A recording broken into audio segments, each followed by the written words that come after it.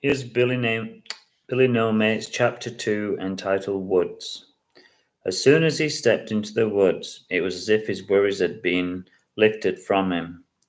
The lovely smell of the ferns and the spices of nature filled his senses, but he still felt lonely, and he sat on a fallen tree and he began to cry.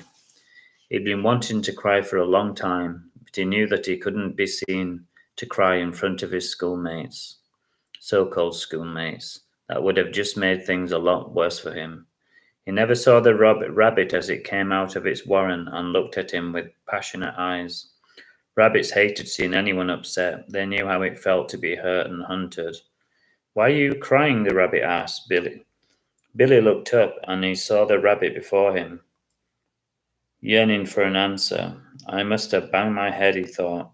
He kept looking at the rabbit, hoping for it to disappear in a puff of smoke, but it didn't. It just stayed there, staring at him and waiting for an answer.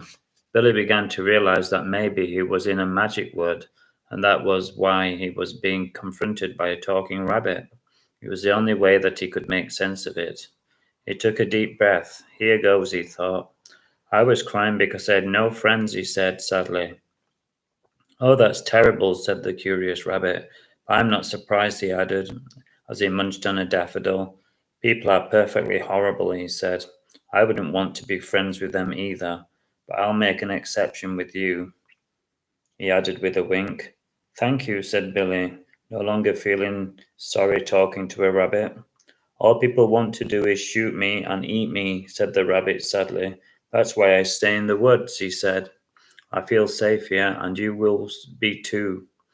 But where will I stay, and won't my parents wonder where I am? Said Billy, remembering that it was nearly time for tea. I think I may have to go home, he said, worried. Don't worry, said the rabbit. Time doesn't change here, it stays the same, no matter how long you stay. When you leave the woods, no matter how long you stay, when you leave the woods, then the clocks will start moving again, and you'll be right on time for dinner as if no time has passed at all.